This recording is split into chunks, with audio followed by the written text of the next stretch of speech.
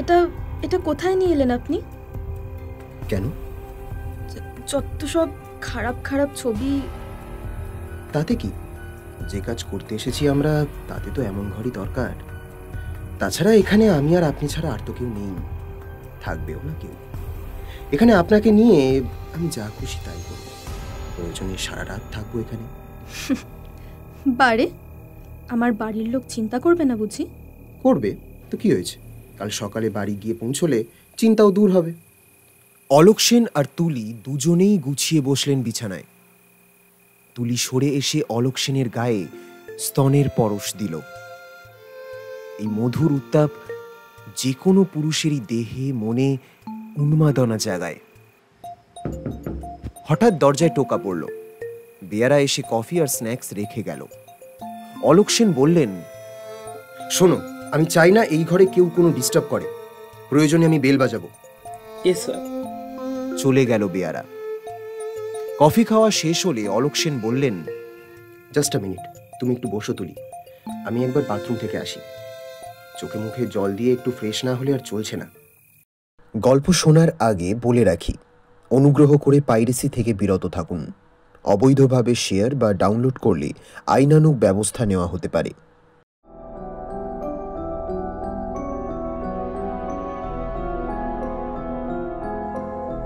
বাংলা সাহিত্যের রোমাঞ্চময় গল্পের ঝুলি দিয়ে সাজানো আমাদের এই বিশেষ উপস্থাপনা দ্য অ্যাডভেঞ্চার স্টেশন। আজকে আপনাদের জন্য রয়েছে মৃত্যুর পরশ। আজকের গল্পের গল্প পাঠে স্বর্ণভ এবং গল্পের সূত্রধর আমি সৌমিক। সিঁড়ি বেয়ে ওপরে উঠতে উঠতে সে আরেকবার হাতের ঘড়িটার দিকে তাকিয়ে দেখল, 2:10। আর মাত্র 3টে বাড়ির পরের বাড়িটাতেই যে সাংঘাতিক নাটকটা শুরু হবে আরেকটু পরে, তার আঁচটা কল্পনায় কিছুটা অনুমান করবার চেষ্টা করল। সত্যি কি মর্মান্তিক ব্যাপারটাই না হবে এবার? কি করে যে খবরটা দেবে, অথচ দিতেই হবে। মনকে শক্ত রেখে কোনো রকম দুর্বলতাকে মনের মধ্যে স্থান না দিয়ে এই বার্তা তাকে শোনাতে হবে। ওর বলিষ্ঠ দেহের মাংসপেশিগুলো সংকুচিত হয়ে রক্তস্রোত চঞ্চল হয়ে উঠল যেন। না, এতটুকু নার্ভাস হলে চলবে না, কেননা ও নিজে নার্ভাস হলে পর্ণাকে সামলাবে কে? খবরটা শুনে বেচারি সেন্সলেস না হয়ে যায়। অসহ্য গরম, নেহাত উগ্র অডিকলন মেখেছিল স্নানের সময়, তাই না হলে নিজের ঘামের বিশ্রী গন্ধে নিজেরই গা গুলিয়ে উঠত। কিছুক্ষণ পর বাড়িটার কাছে এসে দাঁড়ালো। বুকের মধ্যে দারুণ একটা উত্তেজনার ঢেউ তোলপাড় করছে। আশেপাশেও কেউ কোথাও নেই। নিস্তব্ধ নিঝুম দুপুরে কুলপি রোডের এই বাড়ি যেন প্রেতপুরীর মতো থমথমে। ডোরবেলটা টিপে আর একবার কাগজটার উপর চোখ বুলিয়ে দেওয়ালের নেম প্লেটটার দিকে ও তাকালো। সব ঠিক আছে, এই সেই বাড়ি। দরজা খুলে গেল। বিবস্ত্র বসনা এক রমণীর দেহ খোলা দরজার ফ্রেমে ধরা পড়ল। সদ্য ঘুম ভাঙা ফোলা ফোলা মুখ, স্বপ্নালু চোখ, অপূর্ব। চোখ ফেরাতে পারছিল না সে। সম্বিত ফিরতে সে বলল, মাফ করবেন, আপনাকে দুপুরবেলা বিরক্ত করতে এলাম, অথচ না এসেও উপায় ছিল না। কে আপনি? আপনি আমাকে চিনবেন না, আমি কলকাতা পুলিশের ডিসি ট্রাফিকের একজন। এই যে আমার আইডেন্টিটি কার্ড। এখন সিভিল ড্রেসে আছি, সেই জন্যই এটা আপনাকে দেখানোর প্রয়োজন মনে করলাম। আপনি মিসেস পর্ণা নন্দী? হ্যাঁ, বাইরে কেন, ভেতরে আসুন না। সে ঘরে ঢুকলে পর্ণা একটি রংচঙে সোফায় তাকে বসতে বলল। তারপর দরজা বন্ধ করে খাটের একপাশে বসে ভীত সন্ত্রস্ত গলায় বলল, আপনি পুলিশের লোক? মানে কি ব্যাপার বলুন তো, আমি যে কিছুই বুঝতে পারছি না। এখানে আপনার নিজের লোক বলতে আর কে আছেন? কেউই না। এই ফ্ল্যাট কিনে মাত্র কয়েক মাসই হলো আমরা এখানে এসেছি। পাশের ফ্ল্যাটে ওই দুজন নন বেঙ্গলি দম্পতি থাকেন, আর তাদের সঙ্গে কিন্তু আমাদের খুব একটা সদ্ভাব নেই। তাহলে কি? আপনি অধৈর্য হবেন না, মাথাটা একটু ঠান্ডা রাখবার চেষ্টা করবেন। কেন বলুন তো, কি ব্যাপার, কি হয়েছে? আপনার স্বামীর গুরুতর অ্যাক্সিডেন্ট হয়েছে। সে কি? কখন? অফিসে যাওয়ার সময়। সে তার মনকে শক্ত করল। এরপর যে দৃশ্যের অবতারণা হবে তা দেখে ভেঙে পড়লে চলবে না। নিজেকে দারুণ সংযত এবং নির্বিকার থাকতে হবে। পর্ণা দুহাতে মুখ ঢেকে লুটিয়ে পড়ল বিছানায়। আকুল কান্নায় ভেঙে পড়ে বলল, কি খবর নিয়ে এলেন আপনি? কি খবর নিয়ে এলেন? সে বেঁচে আছে তো? কি হলো? সে বেঁচে আছে তো? প্লিজ বলুন না, সত্যি করে বলবেন। আমি যে এখনো বিশ্বাস করতে পারছি না। আপনি এত ভেঙে পড়লে কি করে হবে? এই সময় নিজেকে সংযত রাখুন। ভয় পাওয়ার কিছু নেই, বেঁচে আছেন তিনি, তবে অবস্থা গুরুতর। দেখুন, আমার মন কিন্তু বলছে যে ও আর বেঁচে নেই। মনকে বোঝান। সম্ভব নয়। আপনার দুটি পায়ে পড়ি, আপনি আমাকে প্লিজ নিয়ে চলুন ওর কাছে। ও কোথায় আছে? কোন হাসপাতাল? আপনি অধীর হবেন না, তিনি বেঁচে আছেন। না হলে আপনার ঠিকানা জানলাম কি করে? তার পকেটের কাগজপত্র থেকেই এখানকার ঠিকানা পেয়েছি। তাছাড়া একটু আগে জ্ঞানও ফিরেছে তার। জ্ঞান ফেরার পরই আপনার নাম করেছেন তিনি। ডাক্তারেরা বললেন আজ রাতের মধ্যেই একটা মেজর অপারেশন করাতে হবে। তার জন্য আপনার কনসেন্ট লাগবে। তবে কি? উনি হয়তো কোমায় চলে গেছেন। প্লিজ আমি আর অপেক্ষা করতে পারছি না। আপনি বলুন না কোন হাসপাতালে আছে। আমি এক্ষুনি যাচ্ছি। না, এই অবস্থায় আপনি একা যাবেন কেন? আমার সঙ্গে গাড়ি আছে। আমার আজ রেস্ট ডে। মিসেসকে নিয়ে সিনেমায় যাচ্ছিলাম। এক আত্মীয়র বাড়ি হয়ে যাবো বলেই সকাল সকাল বেরিয়েছিলাম। এমন সময়। তাহলে আপনি একটু অপেক্ষা করুন, আমি এক্ষুনি তৈরি হয়ে নিচ্ছি। তাছাড়া হাসপাতালে তো টাকাও লাগবে। আসছি আমি। বেশ তো, আমি নিচে গাড়ির কাছে আছি, আপনি আসুন। বলে ঘর থেকে বেরিয়ে গেল ধীরে ধীরে। অল্প সময়ের মধ্যেই তৈরি হয়ে গেল পর্ণা। তারপর দরজায় লক করে চাবিটা যথাস্থানে রেখে দ্রুত নিচে নেমে এলো। বাড়ির সামনেই একটা মারুতি ভ্যানে একটা সুন্দরী তরুণী বসেছিল। পর্ণাকে দেখে বেদনা ভরা চোখে ওর দিকে তাকিয়ে সে সরে বসে জায়গা করে দিল। পর্ণা গাড়িতে উঠতেই সেও উঠে বসলো ড্রাইভারের পাশে। বলল, জলদি চলো। আদেশ হতেই ঝড়ের গতিতে এগিয়ে চলল গাড়িটা। পর্ণা তখনও কাঁদছে। ধর্মতলা স্ট্রিটের এক বার কাম রেস্টুরেন্টের দোতলায় এক ঘরে কোনায় মুখোমুখি বসে মদ্যপান করছিল সূর্য আর রাকিব। সূর্য অত্যন্ত বলিষ্ঠ চেহারার লোক। গুটি বসন্তের দাগ মুখমণ্ডলের সর্বত্র। দেখলেই মনে হয় পাক্কা শয়তান। চোখে মুখে সর্বত্র হিংস্রতার ছাপ। আর রাকিব সুন্দর সুপুরুষ এক যুবক, ধীর স্থির তবে নম্র নয়। বয়স যে খুব বেশি তা নয়, 24-25-এর মধ্যেই। বিহারের ছেলে, বহুদিন বাংলায় থেকে বাঙালির মতো হয়ে গেছে। বর্ণ ক্রিমিনাল বলতে যা বোঝায় এক কথায় ও তাই। অত্যন্ত রাগী ও দুর্ধর্ষ প্রকৃতির। ওর চোখের দৃষ্টি যেন সাপের চোখের দৃষ্টিকেও হার মানায়। ওর সুন্দর সুঠাম শরীরের মধ্যে যে এক নৃশংস দানব বাসা বেঁধে আছে সেটা ওকে দেখলেই বোঝা যায়। সবেই কিছুদিন হলো সে জেল থেকে ছাড়া পেয়েছে। কয়েক মাস আগে লালচাঁদ সদন রোডের একটি ভদ্র বাড়ির মেয়েকে খুন করে সে মার্ডার কেসে জড়িয়ে পড়েছিল। খুন অবশ্য ও নিজেই করেছিল, কিন্তু উপযুক্ত প্রমাণের অভাবে সেই কেস থেকে রেহাই পেয়ে যায় রাকিব। কিন্তু ওর নামে তো একটা মাত্র কেস নেই, ফলে অন্য কেসে ঝুলে যেতে হয়েছিল তাকে। কয়েক মাস জেল খাটার পর আবার এসে লাইনে ভিড়েছে।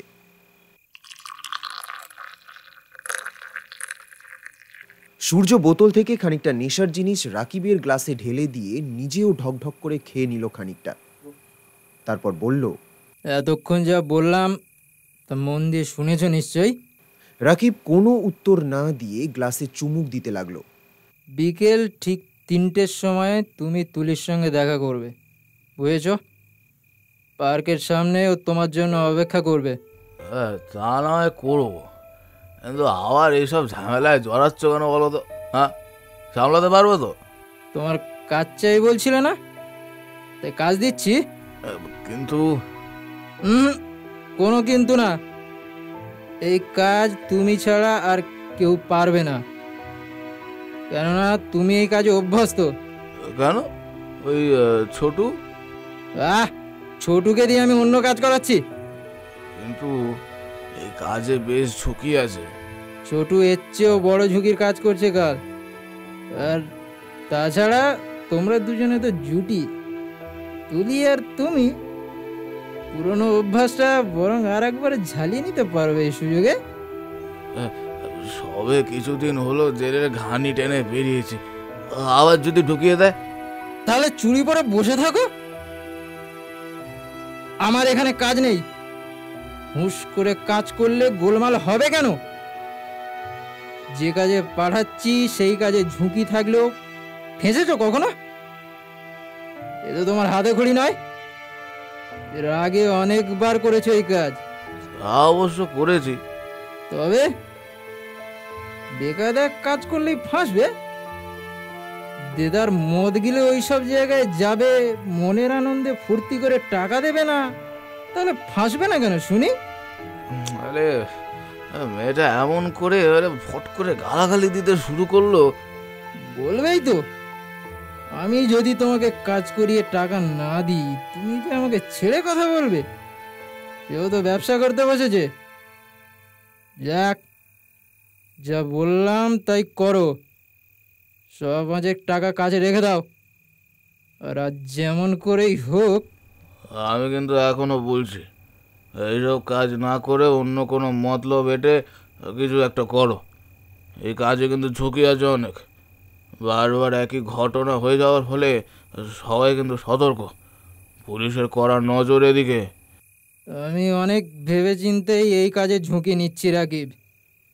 তুমি জেলে থাকায় গত 1 বছরে আমি কাজে কাউকে লাগাইনি, ফলে ব্যাপারটা জুড়িয়ে গেছে। তুমি আর দেরি না করে চলে যাও। এখনো তো অনেক সময় আছে, এত তাড়াতাড়ি গিয়ে কি ভাববো? এমন সময় নিচের তলা থেকে একটি মেয়ে এসে সূর্যের কানে কানে কি যেন বলতেই সূর্য দারুণ উত্তেজনা নিয়ে উঠে দাঁড়ালো। তারপর দ্রুত নেমে গেল নিচে। সূর্য চলে যাবার পর মেয়েটিও শূন্য মদের বোতল ও গেলাস দুটো নিয়ে যাবার জন্য হাত বাড়ালো। বাধা দিল রাকিব। খপ করে ওর একটা হাত শক্ত করে ধরে টান দিল। মেয়েটি হাত ছাড়িয়ে নেবার চেষ্টা করলো একবার, তারপর আস্তে করে বলল, ছাড়ো। ছাড়বো না, ছাড়বো না। আমার এখন অনেক কাজ। এরও কাজে আয় না সারিদা। কাছেই তো আছি। এরও কাছে আয়, আরো আরো কাছে। সরিতা মেয়েটির নাম। 22-23 বছরের পূর্ণ যুবতী। দারুণ আঁটোসাঁটো গোলগাল চেহারা, গায়ের রং ধবধবে ফর্সা, ঝকমকে দাঁত আর চোখের মনি বাদামি। কি যেন একটা আছে ওর চোখের মধ্যে, দেখলেই এক অদ্ভুত নেশা ধরে যায়। চেহারায় শরীরী আবেদনকে আরো তীব্র করে তুলেছে পরনের সাদা ভেলভেটের মিনি স্কার্ট ও সামান্য বক্ষবাস। ওর আসল নাম বদলে এখানে ওর নাম রেখেছে সরিতা। সরিতা সারাদিন অতিথিদের মদ সরবরাহ করে, আর রাত্রিবেলা দেহ বিলায়। বলতে গেলে সরিতার টানেই অতিথিরা আসে এই অস্বাস্থ্যকর বারে। না না কেন? এখনো আমার অনেক কাজ। নিচে ওরা ড্রিঙ্ক করছে। তাতে কি? বারে ওদের দেখাশোনা করতে হবে না? কেউ কিছু চাইলে দেবটা কি? তাছাড়া বস এসে পড়বে এক্ষুনি। আসুক না, বসকা তো ভয় কিসে শুনি? আমাদের দিয়ে বোতল নাচ নাচিয়েই তো ওর যত হম্বি তম্বি। তুমি তো জানো কিরকম পাক্কা শয়তান ও। জানি তো, ওরকম লোককে আমি হিয়ে রাখি। আপনারা যারা গল্প শুনছেন কিন্তু এখনো সাবস্ক্রাইব করেননি, তাদের গল্পটি ভালো লাগলে সাবস্ক্রাইব করতে পারেন। তুমি তো সবাইকে হিয়ায় রাখো, শুধু আমাকেই যা দূরে রাখো তুমি। আমার বুক পরিপূর্ণ নয় বলে, তাই না? কেন? তাহলে কেন তুমি ওইসব খারাপ জায়গায় গিয়েছিলে? আমার কাছে কি পেতে না? এটা যে এত ভালো জায়গা আগে তো জানতাম না। কথা ঘুরিও না, বলো কেন গিয়েছিলে? লোকের ভয় নেই তোমার? আসলে ওইসব জায়গায় আমি অত যাই না। সেদিন ওই ছোটটার সঙ্গে অন্য একটা কাজে ওখানে গিয়েছিলাম। তো এটা এমন সেজে গুজে দাঁড়িয়েছিল যে না ঢুকে আর আর থাকতে পারলাম না। তাহলে ছাড়ো, হাত ছাড়ো আগে, তার কাছেই যাও। সে তো এখন উপরে। এমন সুন্দর রাজপুত্রের মতো দেখতে তুমি, অথচ এত নিষ্ঠুর। রাকিব তখন প্রায় জোর করেই সরিতাকে কাছে টেনেছে। সরিতা বাধা দিল না। রাকিব ওকে দুহাতে জড়িয়ে ধরে লম্বা বেনিটা নাক দিয়ে সরিয়ে ঘাড়ের উপর চুমু খেতে লাগলো। সরিতা ছটফটও করলো না। জীবনে কত মেয়েকে দেখলাম, কিন্তু কিন্তু তোর মতো না কাউকে পেলাম না রে। এসব কথা তুমি অন্য কাউকে শুনিও, আমাকে নয়।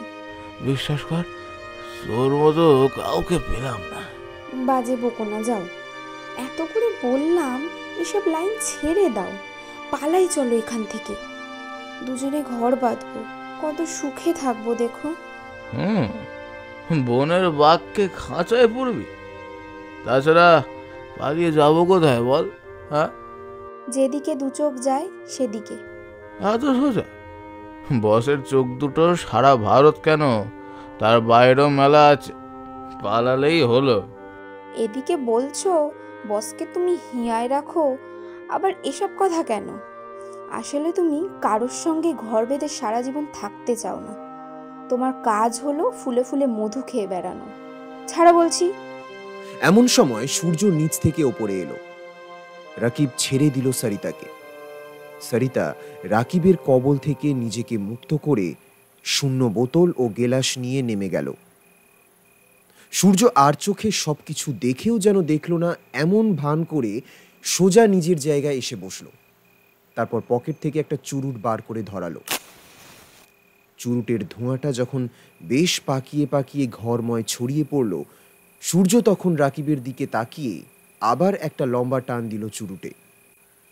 রাকিব বুঝল এই শয়তানের ধাড়িটার কোনো বদবুদ্ধি সফল হয়েছে নিশ্চয়ই। কুমতলব চরিতার্থ না হলে এতখানি মজ আসে না ওর ভেতরে। Any good news? ছোটুকে কাল একটা কাজে পাঠিয়েছিলাম। সে তো শুনলাম একটু আগে। তুলিও সঙ্গে ছিল। তারপর? চমৎকার প্ল্যান, দারুণভাবে সাকসেসফুল হয়েছে। মোটা টাকার অফারও একটা পেলাম এই মাত্র। তবে তো দারুণ খবর। কাজটা কিরকম শুনি? পরে জানতে পারবে। টাকার অঙ্কটা জানতে পারি কি? না, ওটা আমার নিজস্ব ব্যাপার। প্ল্যান যখন সাকসেসফুল, টাকা তখন হাতের মুঠোয়। শুধু এটুকু জেনে রাখো, বিশাল অঙ্কের টাকা। রাকিব উঠল, আর কোনো কথা না বলে আর কোনো দিকে না তাকিয়ে শীষ দিতে দিতে তরতরিয়ে নেমে এলো নিচে। নামার সময় দেখলো একটা আধবুড়ো লোক নেশাগ্রস্ত হয়ে অসভ্যের মতো সরিতার স্কার্ট ধরে টানাটানি করছে। সিনেমা হলের সামনে রাকিব যখন গিয়ে পৌঁছলো, তখন কাঁটায় কাঁটায় তিনটে। হলের সামনে অসম্ভব ভিড়।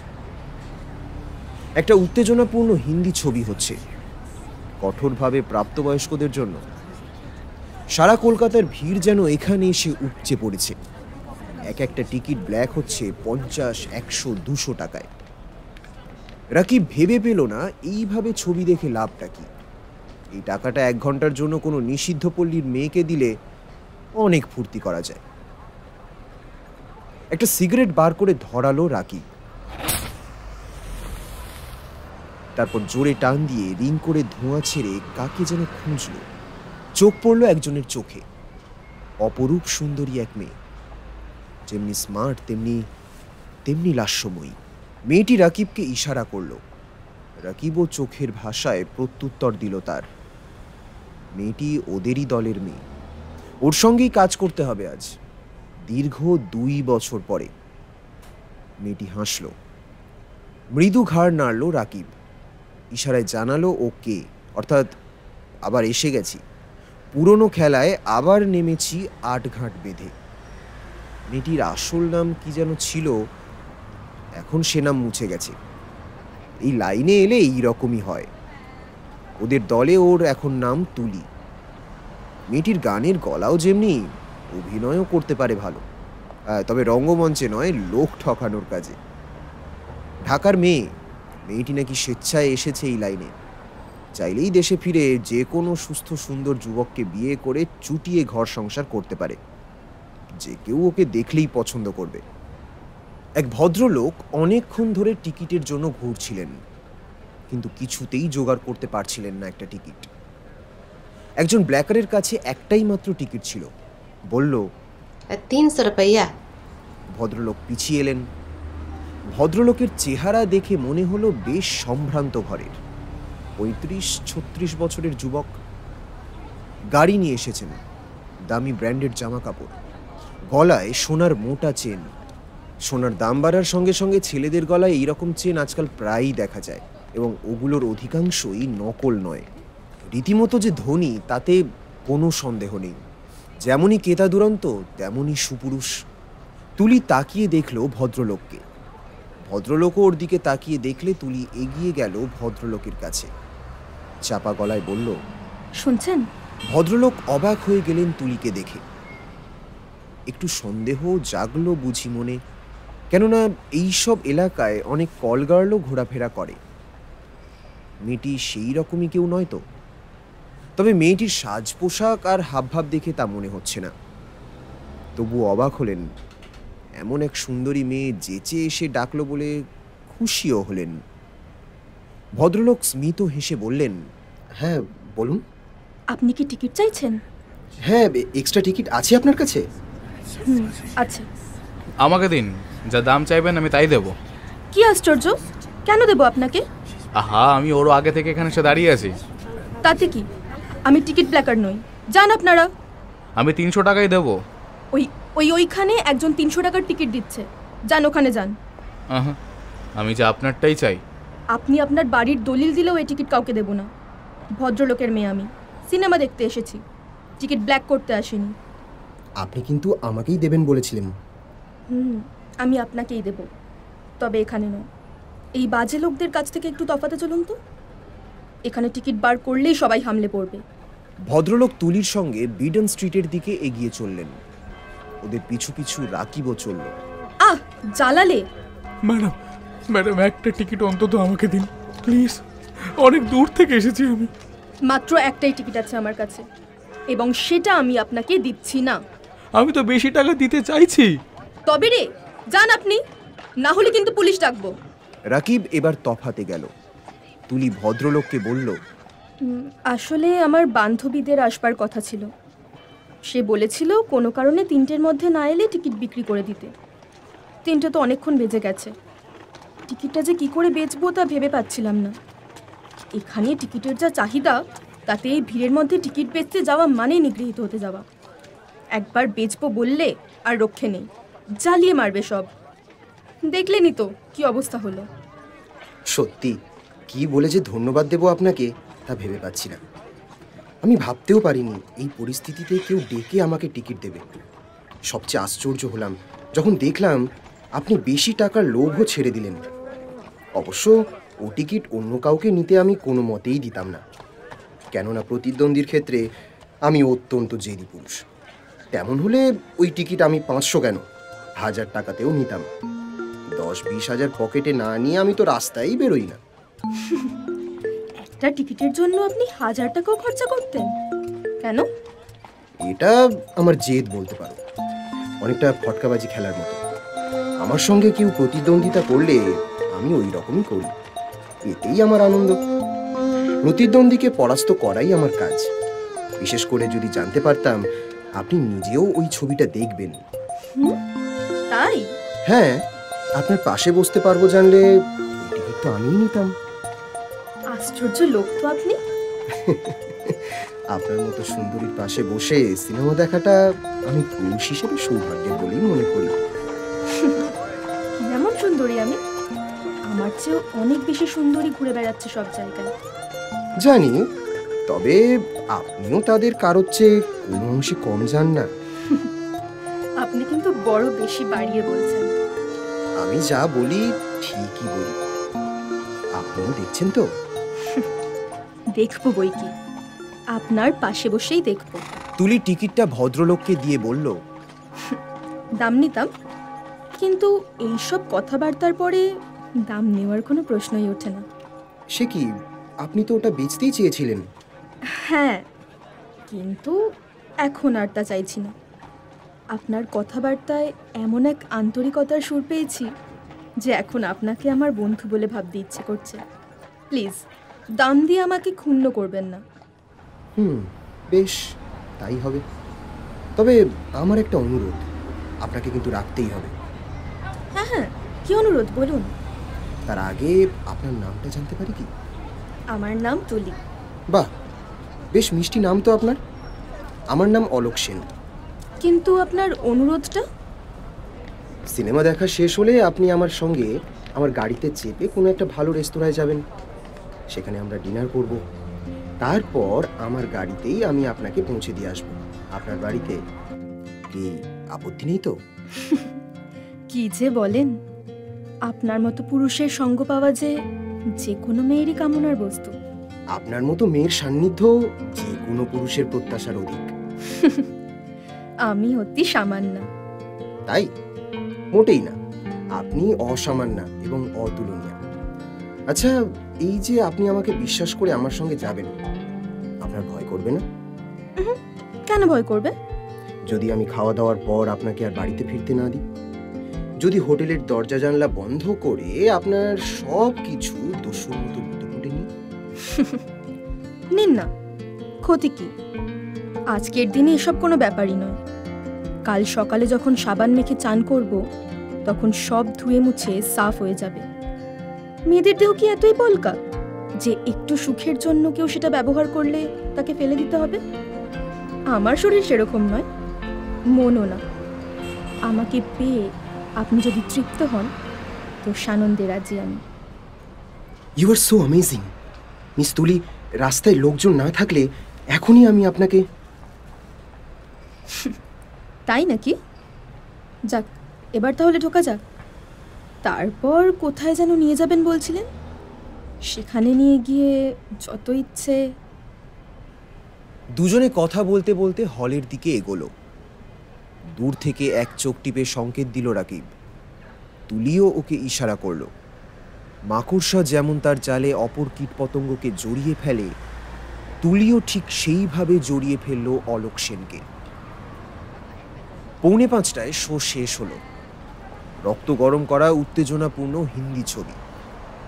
দর্শকেরা ছবি দেখে বুঁদ হয়ে হল থেকে বেরোলো এক এক করে। অলোক সেনের সঙ্গে তুলিও বেরিয়ে এলো। বাইরেই একপাশে রাখা ছিল অলোক সেনের অ্যাম্বাসাডারটা। সেই গাড়িতেই চেপে বসলো দুজনে। অলোক সেন নিজেই স্টিয়ারিং ধরলেন। উনি কিন্তু টেরও পেলেন না যে আর একটা ভাড়া করা ট্যাক্সি লেজুরের মতো তাঁরই পিছু পিছু অনুসরণ করে আসছে। বালিগঞ্জের কাছে একটা নামকরা হোটেলের সামনে গিয়ে থামলো গাড়িখানা। এই হোটেলে তুলি অবশ্য এর আগেও কয়েকবার এসেছে। এখানে 400 টাকা ঘন্টায় ঘর পাওয়া যায়। এখানে কোনো বান্ধবী বা ফুসলে আনা কোনো মেয়েকে নিয়ে 1-2 ঘন্টা ঘরে দারুণ ফুর্তি করে অনেকে। এছাড়াও অনেক কিছুই চলে এখানে। যাই হোক, ওরা গাড়ি থেকে নামলো। পিছনের ট্যাক্সি থেকে রাকিবও একটু দূরত্ব বজায় রেখে নেমে পড়ল। তারপর এগিয়ে এলো। আলো অন্ধকার মাখা দেওয়ালের গায়ে গায়ে অলোক সেন এবং তুলি ভিতরে ঢুকলেন। একটু পরে রাকিবও ঢুকল। তারপর এক কোণে কারো জন্য প্রতীক্ষা করার ছলে চুপচাপ দাঁড়িয়ে লক্ষ্য করতে লাগলো দুজনকে।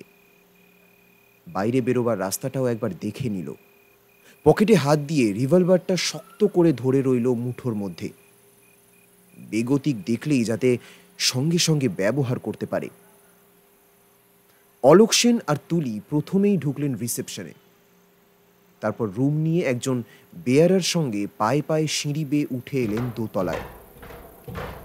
রাকিব এখানেও ধাওয়া করল নিঃশব্দে, অলোক সেনের নজর এড়িয়ে।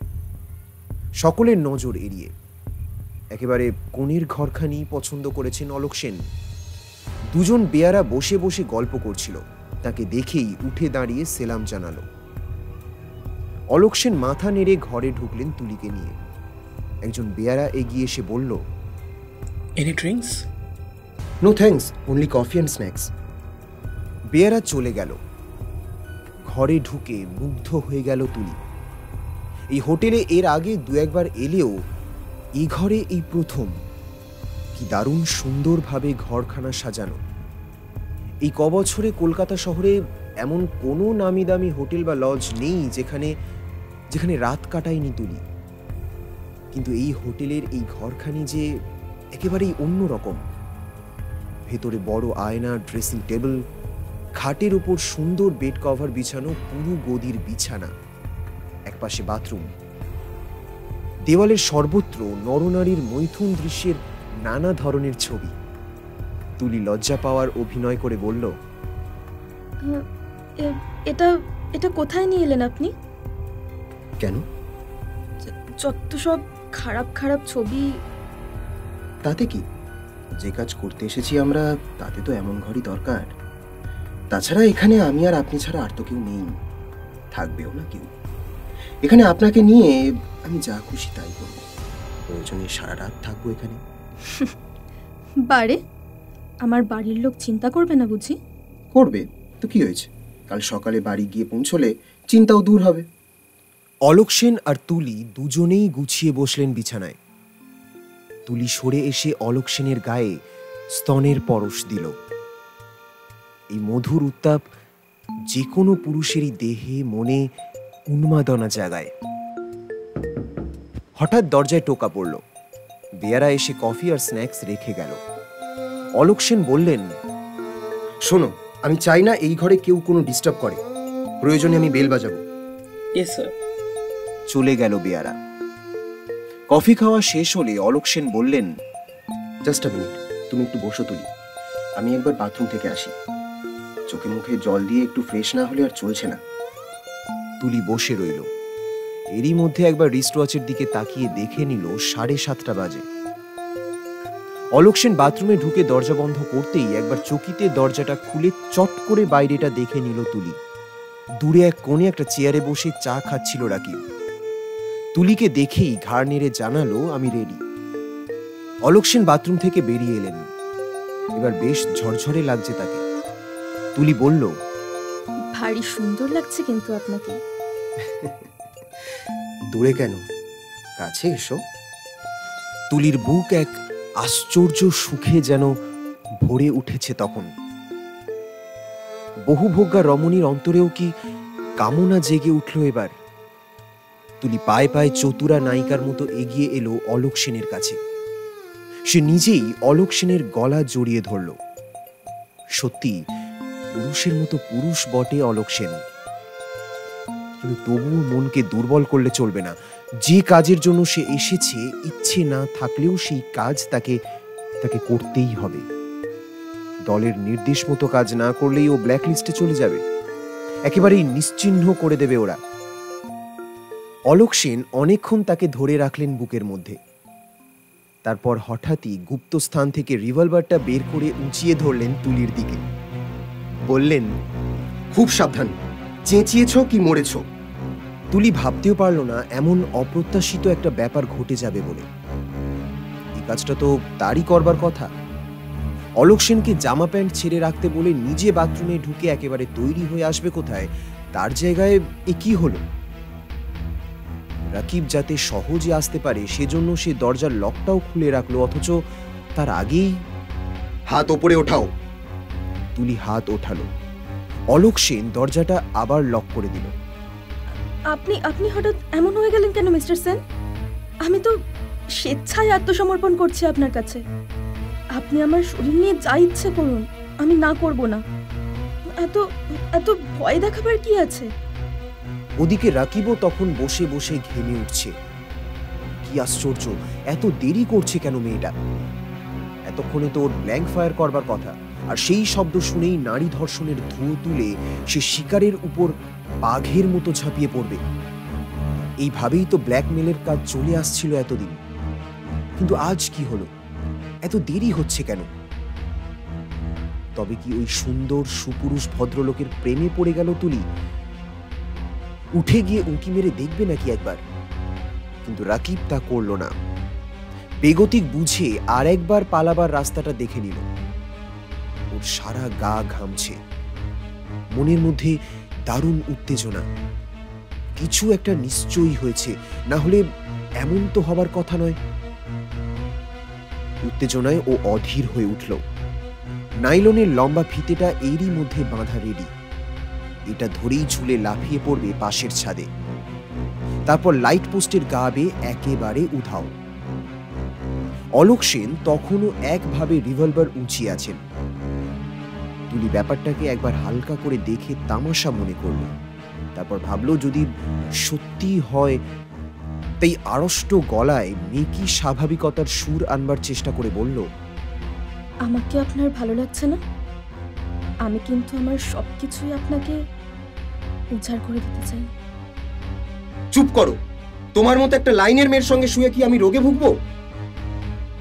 আমি লাইনের মেয়ে না, গৃহস্থের কুলকন্যা। তোমাকে ধরবার জন্য আমি অনেক দিন ধরে ওঁত পেতে আছি।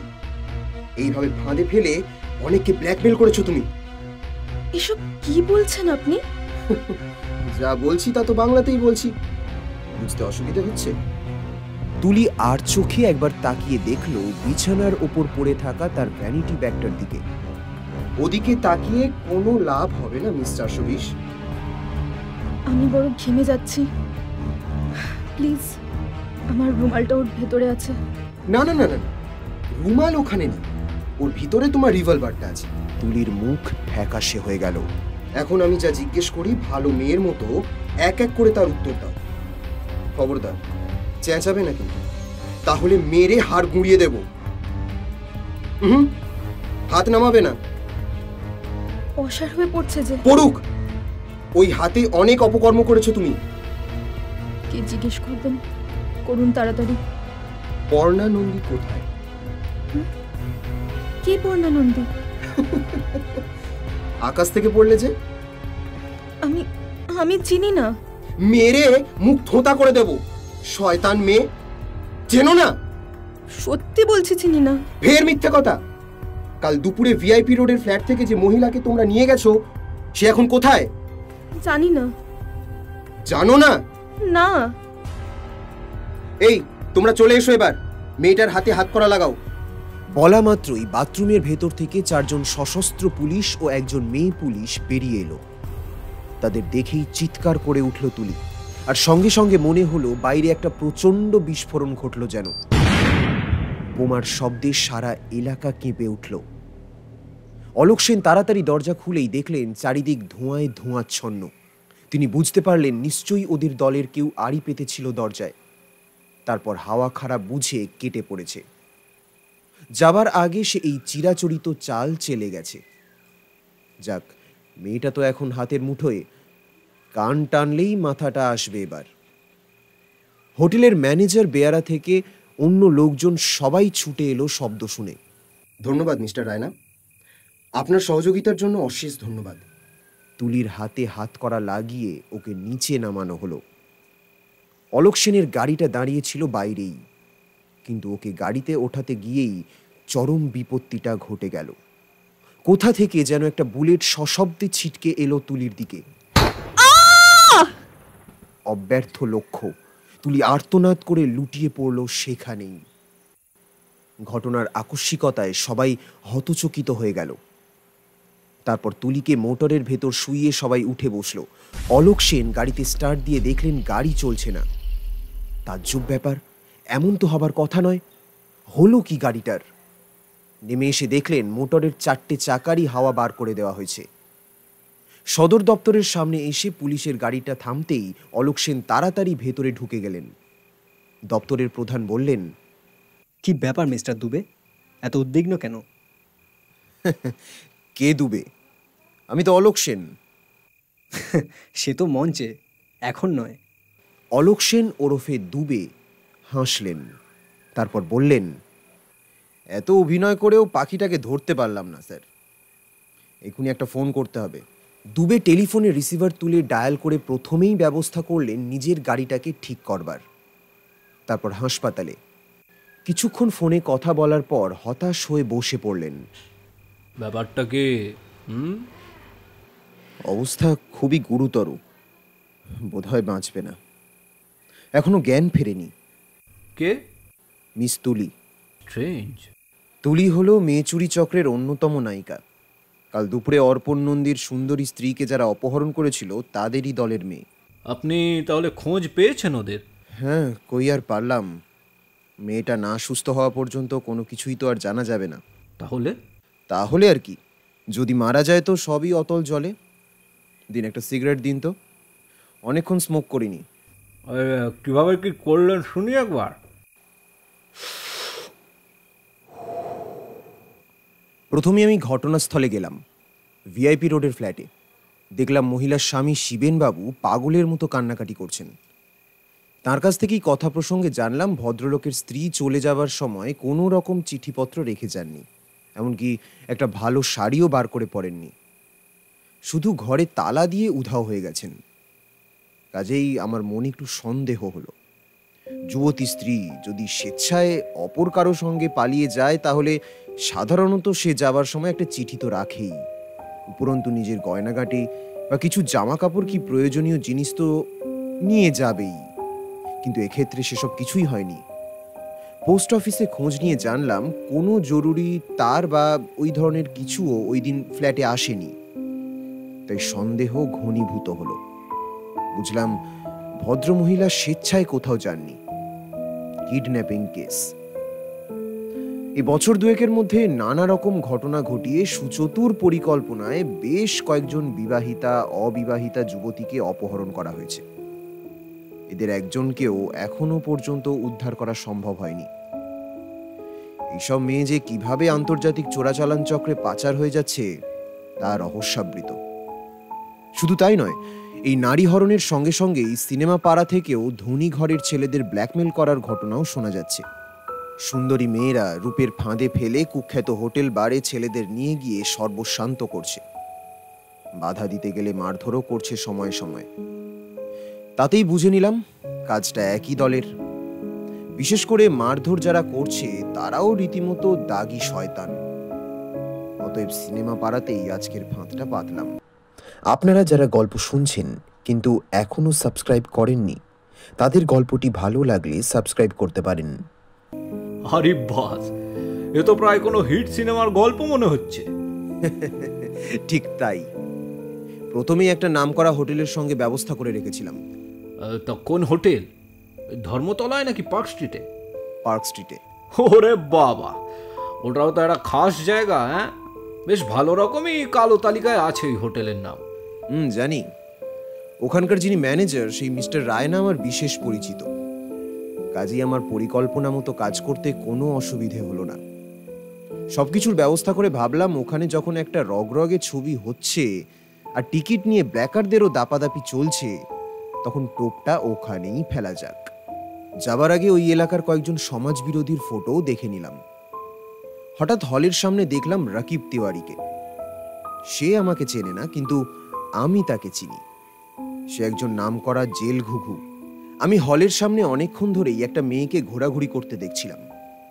মেয়েটি সত্যি সুন্দরী, যার জন্য বিশেষভাবেই আমার নজর তার উপর পড়েছিল। রাকিব আসতেই দেখলাম তার সঙ্গে মেয়েটির চোখে চোখে ইশারা হলো।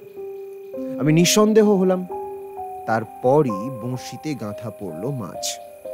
আমার চেহারা আর চালচলন দেখে মেয়েটি ওর রূপের ফাঁদে ফেলবার জন্য আমাকেই বেছে নিল সর্বাগ্রে। আমিও প্যাঁচ কষলাম। তারপর সিনেমা হলে ঢুকে ইন্টারভেলের সময় ল্যাট্রিনে যাওয়ার অছিলায় মিস্টার রায়নাকে আরও একবার ফোন করলাম। আগেই বলেছি তিনি আমার পরিচিত লোক, তাই দারুণ সহযোগিতা করলেন। আমার পরিকল্পনা মতো 4 জন কনস্টেবল ও একজন মেয়ে পুলিশকে ওই হোটেলের সবচেয়ে লোভনীয় একটা কক্ষের বাথরুমে আগে থেকে লুকিয়ে রাখা হলো। এমনভাবে কাজটা হলো যাতে হোটেলের অন্য কর্মচারীরাও টের পেল না। এরপর হোটেলের ওই ঘরে মেয়েটিকে নিজের কবজায় এনে হঠাৎই রিভলভার বের করে চমকে দিলাম। তার আগে অবশ্য নিখুঁত অভিনয় করতে হয়েছিল যাতে আমার সম্পর্কে ওর মনে বিন্দু মাত্র সন্দেহ না জাগে। যাই হোক, মেয়েটিকে চমকে দেওয়ার চাল চাললাম, কেননা মেয়েটি হয়তো এই দলের নাও হতে পারে। তবু প্রশ্ন করলাম, পর্ণানন্দী কোথায়? কোথায় রেখেছো তাকে? পর্ণানন্দীর নাম শুনেই মুহূর্তের জন্য ফ্যাকাশে হয়ে গেল মেয়েটির মুখ। ওই মুখই তখন পরোক্ষভাবে স্বীকার করালো ওর অপরাধ। মেয়েটিকে সন্দেহ করবার আরও কারণ ছিল। মিস নন্দীর বাড়ির কাছে তদন্তের সময় একজন আইসক্রিমওয়ালাকে জিজ্ঞেস করে জেনেছিলাম, সেদিন যে সময় পর্ণা নন্দীকে অপহরণ করা হয়েছিল সেই দিনই ঠিক সেই সময় বাড়ির সামনে রাস্তার ধারে একটা ট্যাক্সির পিছনের সিটে সে এক সুন্দরী মহিলাকে বসে থাকতে দেখেছিল, এবং কিছু পরে একজন লম্বা চওড়া সুন্দর চেহারার লোকের সঙ্গে এক সুন্দরী মহিলাকেও ফ্ল্যাট থেকে বেরিয়ে সে ট্যাক্সিতে উঠতে দেখেছিল। এর দ্বারাই ব্যাপারটা আমি আন্দাজ করতে পেরেছিলাম খানিকটা। এখন আমার মনে হচ্ছে সন্দেহটা যথার্থই। ভগবানের দয়ায় যদি কোনো রকমে মেয়েটির জ্ঞান ফেরে তাহলে সব জানা যাবে, আর তা যদি না হয় তবে যেমন করেই হোক তন্ন তন্ন করে খুঁজে বার করতে হবে ওই রাকিবকে। তাকে ধরতে পারলেই কিন্তু বড় চাই ধরা পড়বে, কেননা রাকিব যে একই দলের লোক সে বিষয়ে আমার কিন্তু কোনোই সন্দেহ নেই। মেয়েটির সঙ্গে ওর দৃষ্টি বিনিময় আমি দেখেছি। সম্ভবত রাকিবের গুলিতেই মেয়েটা প্রাণ হারাতে বসেছে। স্ট্রেঞ্জ। তা আপনি তো দারুণ কাজ করেছেন। তাহলে তো আমাকে একবার হাসপাতালে যেতে হচ্ছে। হ্যাঁ, যান না, ঘুরে আসুন, দেখে আসুন মেয়েটাকে। তবে আমার কি মনে হচ্ছে জানেন, মেয়েটা আমার সঙ্গে ঠিক অন্তর দিয়ে দুর্ব্যবহার করতে চাইছিল না। বলেন কি? বাধ্য হচ্ছিল করতে। এই কি করে বুঝলেন? কি করে বুঝলাম? ওর ব্যবহার এবং চোখ। হ্যাঁ, চোখ মুখ দেখেই আমার তা মনে হচ্ছিল। তবে আমি যখন ওর মুখোশ খুলে দিলাম তখন আত্মরক্ষার জন্য ও মরিয়া হয়ে উঠতে যাচ্ছিল। তাই নাকি? তাহলে হাসপাতালের ডাক্তাররা কি বলছে? কোনো আশা নেই। ঠিক আছে, আমি আসছি। মিস্টার হালদার তার সহযোগী অন্য একজনকে সেখানে রেখে চলে গেলেন। দুবেও আদ্যপান্ত তদন্তের বিবরণ লিখে তার রিপোর্ট জমা দিয়ে বেরোলেন। বেরিয়ে গাড়িতে উঠলেন, তারপর নিজেই গাড়ি চালিয়ে এগিয়ে চললেন ভিআইপি রোডের দিকে। যে বাড়ি থেকে মাত্র একদিন আগে পর্ণা নন্দীকে তুলে আনা হয়েছে সেই নির্দিষ্ট বাড়ির কাছে এসে হাজির হলেন। অর্পণ নন্দী ঘরেই ছিল তখন। 27-28 বছরের ছিপছিপে পাতলা চেহারার যুবক। মানসিকভাবে সম্পূর্ণ বিপর্যস্ত হয়ে পড়েছে সে। শোকে মুহ্যমান হয়ে কপালে হাত দিয়ে চুপচাপ বসেছিল খাটের ওপর। ওর পাশে বসে ওই ফ্ল্যাটেরই এক অবাঙালি ভদ্রলোক সান্ত্বনা দিচ্ছিলেন তাকে। এমন সময় দুবে এসে হাজির হলেন সেখানে। বেশ ভালোভাবে একবার চোখ বুলিয়ে দেখলেন ঘরটাকে। ছোট্ট কিন্তু সাজানো গোছানো। দুবেকে দেখে চোখের জল মুছে উঠে বসল শিবেন। পাশের ভদ্রলোক দুবের দিকে তাকালে দুবে বললেন, আপনি? আমি পাশের ফ্ল্যাটেই থাকি। কাইন্ডলি যদি আপনি কিছু সময়ের জন্য আপনার রুমে যান তাহলে আমি শিবেনবাবুকে কিছু ব্যক্তিগত প্রশ্ন করতে পারি। হ্যাঁ, জরুর জরুর। দুবে এবার বেশ ভালোভাবে নজর দিলেন অর্পণ নন্দীর দিকে। ময়লা রোগাটে চেহারার এই যুবকের অমন সুন্দরী বউ কিভাবে হয় তা ভেবে পেলেন না। পর্ণা নন্দীকে দেখেননি, তবে ফটো দেখেছেন। প্রকৃতির নিয়মে এমনই বোধহয় হয়ে থাকে, আর সেই কারণেই বোধহয় তুলির মতো মেয়েকে অত রূপ যৌবন থাকা সত্ত্বেও লাইনে নামতে হয়। দুবের দিকে আশা ভরা চোখে তাকিয়ে অর্পণ বলল, কি খবর পেলেন কিছু? না, তবে শিগগিরই পাবো বলে আশা রাখছি। এখনো পাননি? এত ভেঙে পড়লে কি করে হবে? ধৈর্য ধরুন। আমরা তো আপ্রাণ চেষ্টা করছি আপনার স্ত্রীকে উদ্ধার করে আপনার হাতে ফিরিয়ে দেওয়ার জন্য। এখন আমি আপনাকে কয়েকটা প্রশ্ন করব, আপনি কিন্তু ঠিক ঠিক জবাব দেবেন। আমি কোনো কিছুই গোপন করব না আপনার কাছে। বলুন, আপনি কি জানতে চান? আপনাদের বিবাহিত জীবন শুনেছি খুব বেশি দিনের নয়। আপনাদের বিয়েটা কি প্রেম ভালোবাসার পথে নাকি? দেখে শুনেই বিয়ে আমাদের। আচ্ছা, আপনার স্ত্রীর বাপের বাড়ি কোথায়? দুর্গাপুরে। ওর বাড়ির লোকজন কাউকে দেখছি না তো? আমি এখনো এই দুঃসংবাদটা জানাইনি কাউকে। ওর আমার কারোর বাড়িতে না। আজ কিন্তু দু একটা কাগজে ছোট করে এই সংবাদটা ছেপে বেরিয়েছে। আমি সকাল থেকে কোনো কাগজই দেখিনি আজ। না দেখুন, এমন বিপদের কথা কখনো চেপে রাখতে নেই। বাড়িতে খবর দিন, আপনার ওনার দুজনেরই। এটা আপনার নৈতিক কর্তব্য। হ্যাঁ, জানাবো, আজই জানাবো। জানাতে তো হবেই, কতদিন আর চেপে রাখবো এসব কথা। স্ত্রীকে আপনি খুবই ভালোবাসতেন। ও আমার প্রাণ, এটুকুই শুধু বলতে পারি। ধরুন আপনার স্ত্রীকে যদি আমরা উদ্ধার করতে পারি, আপনি কি তাকে আবার আগের মতো মেনে নিতে পারবেন? এ কথা বলছেন কেন? আমার স্ত্রীকে আমি মেনে নিতে পারবো না এমনটা ভাবলেন কি করে? দেখুন, আমরা পুলিশের লোক, ক্রিমিনালদের চরিত্র আমাদের জানা। এতক্ষণে তার শরীরের উপর যে বেশ কয়েকজনের অত্যাচার হয়নি তা কি আর বুকে হাত দিয়ে বলা যায়? তবু মেনে নিতে হবেই। ওকে ছাড়া যে আমি বাঁচবো না। শুধু মনে করবো অ্যাক্সিডেন্ট ইজ অ্যাক্সিডেন্ট। তাছাড়া এই ব্যাপারে ওর তো কোনো দোষ নেই। এটাই আমি আপনার মুখ থেকে শুনতে চাইছিলাম। এবার কিন্তু আমি আপনাকে অন্য একটা প্রশ্ন করব। অর্পণ দুবের মুখের দিকে তাকালো। এই প্রশ্নের উত্তরের মধ্যে কিন্তু আপনার স্ত্রীর অপহরণের একটা সূত্র সন্ধান আমি পাবো। কি প্রশ্ন? আপনার সিনেমা দেখার অভ্যেস আছে? হঠাৎ এমন প্রশ্ন? আপনি আমাকে প্রশ্ন করবেন না, কিছু জানতেও চাইবেন না। আমি কিন্তু তদন্তকারী অফিসার। আমি আপনাকে প্রশ্ন করব, আর তার সঠিক উত্তর আপনি দেবেন। কোনো কিছু লুকোবেন না কিন্তু। হ্যাঁ, আছে। লাইট হাউস বা নিউ এম্পায়ারে সম্প্রতি কোনো সিনেমা দেখেছেন? দেখেছি। বেশ কয়েক মাস ধরে দারুণ একটা সুপারহিট মালায়ালাম ছবি হচ্ছে। কিছুদিন আগেই দেখেছি সেটা। স্ত্রীকে নিয়ে গিয়েছিলেন? না, ও বাংলা ছবি ছাড়া দেখে না, হিন্দি ছবি দেখে। তবে তেলুগু, মালায়ালাম বা ইংরাজি ছবি একদম দেখে না। তাছাড়া ওই সময় কিছুদিনের জন্য বাপের বাড়িতে ছিল। মনে হচ্ছে আপনি সত্যি কথাই বলছেন, এবং বলবেনও। একেই বলে 2 আর 2 এ 4। ওখানে কোনো সুন্দরী মহিলার কাছ থেকে টিকিট কেটেছেন কখনো? হ্যাঁ, এইবারই কেটেছিলাম। কেননা কাউন্টার খোলার সঙ্গে সঙ্গে সব টিকিট প্ল্যাকারদের হাতে চলে গিয়েছিল। তাই দুবে তার অ্যাটাচি থেকে একটা মেয়ের ফটো বার করে বললেন, আচ্ছা দেখুন তো, এই মেয়েটি কিনা? হ্যাঁ হ্যাঁ, এই তো সেই মেয়ে। এর কাছ থেকেই টিকিট কেটেছিলাম। মেয়েটির সঙ্গে আলাপ হয়েছিল? হয়েছিল। মেয়েটি তো দারুণ মিষ্টি, তাই না? অর্পণ মাথা নত করল। কি যে উত্তর দেবে তা ভেবে পেল না। এই মুহূর্তে দুবেকে ওর ভয় করতে লাগলো খুব। আমার কথার উত্তর দিন। হ্যাঁ। আলাপ পরিচয়ের পর কোনো একটা হোটেলে গিয়ে ঘরের সুন্দরী স্ত্রীর কথা ভুলে কিছুক্ষণের জন্য শুয়েও পড়েছিলেন তার সঙ্গে।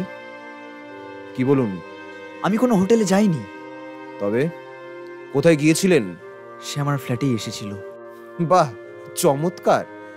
পুলিশ, গুন্ডা সবার নজর এড়িয়ে দারুণ নিরাপদ জায়গা ভেবে স্ত্রীর অবর্তমানে তারই সুখসজ্জায় ওই বাইরের মেয়েকে নিয়ে দারুণ এনজয় করেছিলেন। ভালো লেগেছিল নিশ্চয়ই?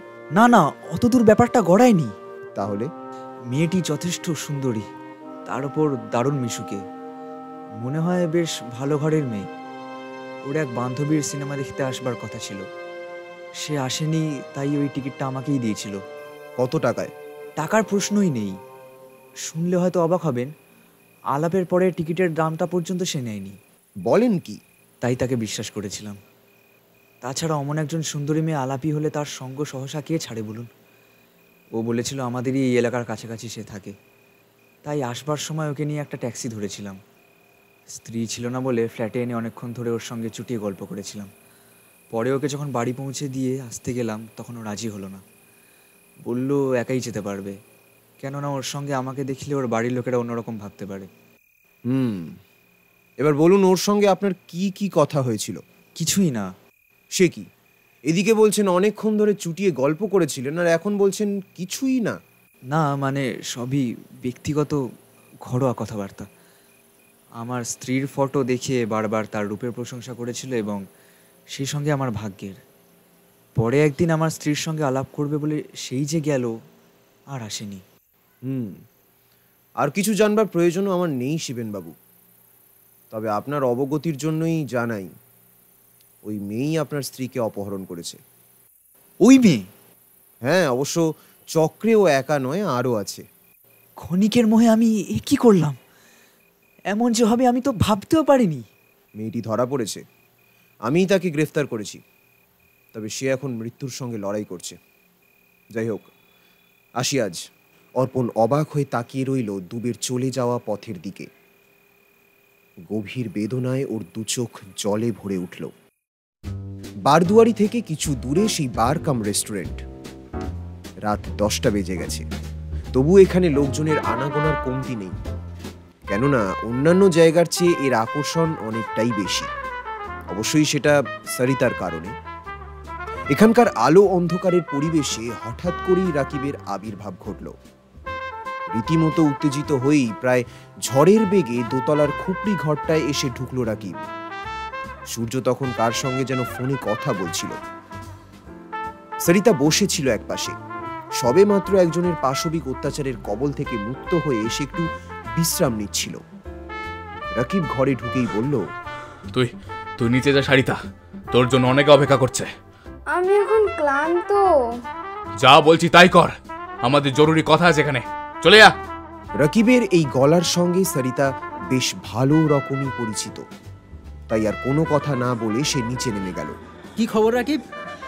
তুমি এত উত্তেজিত কেন? কোনো খারাপ খবর? সে কোথায়? সূর্য রাকিবের দিকে তাকালো। কোথায় রেখেছো তাকে? ফোন রেখে সূর্য বলল, সে কি, কার কথা বলছো? পর্ণা নন্দীর কথা বলছি। কিন্তু তুমি জানলে কি করে? ওই শয়তান মেয়েটি বলে দিয়েছে বুঝি? আসুক সে একবার। সে আর কোনোদিনই আসবে না ওস্তাদ। তার মানে কাল সেই যে গেল, সারাদিনে আজ আর দেখা নেই, ব্যাপারটা কি? আমি তাকে গুলি করেছি। চেয়ার ছেড়ে উঠে দাঁড়ালো সূর্য। You scoundrel! তার বডি এখন পুলিশের হেফাজতে। রাকিব! আমাকে ধমক দিয়ে কোনো লাভ হবে না। কি সাংঘাতিক কাজ করেছো তুমি তা জানো? জানি, কিন্তু কোনো উপায় ছিল না যে। তুমি একটা হোপলেস। তোমাকে তখনই বলেছিলাম যে এইসব খেলা ছাড়ো, তুমি তো শুনলেই না। ও একেবারে পুলিশেরই একজন গোয়েন্দা অফিসারকে ব্ল্যাকমেল করতে গিয়েছিল। আমাদের ফাঁদে অন্য কেউ না পড়ে পুলিশের ফাঁদেই আমরা পড়েছিলাম। কাজেই গুলি না করে উপায় ছিল না, না হলে ওকে মোচড় দিয়ে আমাদের সবাইকে ধরে ফেলতো। ঠিক জানো, একেবারে মরে গেছে। মনে তো হয় পুলিশের লোকেরা নিয়ে গেছে ওকে। কিভাবে হলো শুনি? রাকিব তখন আগাগোড়া সমস্ত ঘটনার কথা খুলে বলল। সূর্য এক এক করে সব শুনল।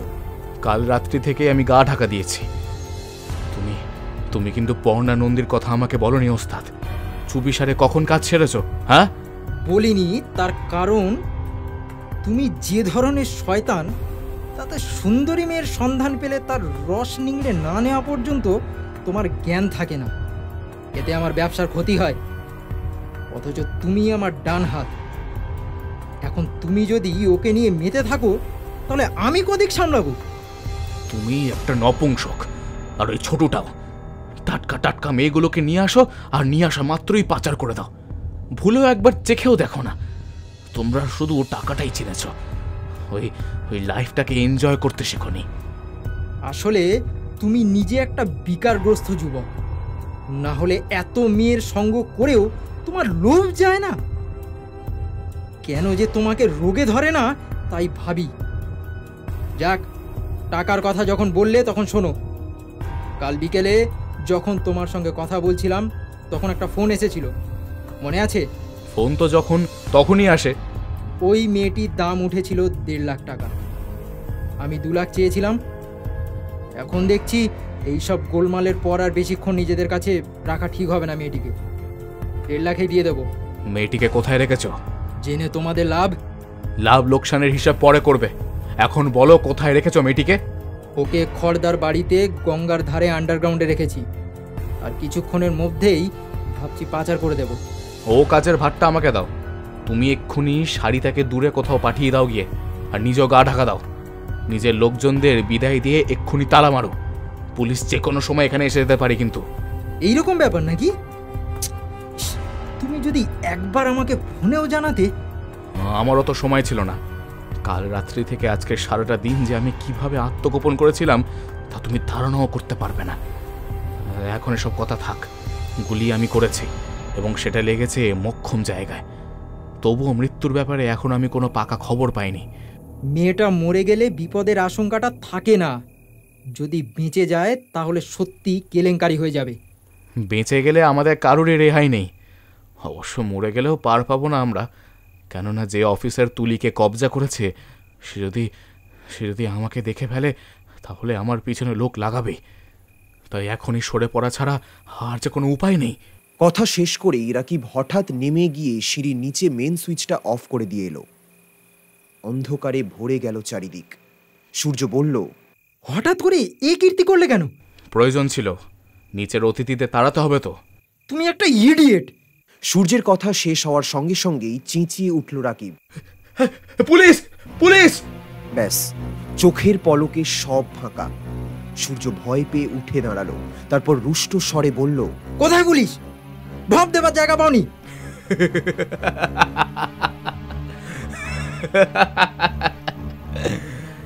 এই অন্ধকারের ভেতর দিয়ে রেড অ্যালার্ট জারি করে দিলাম।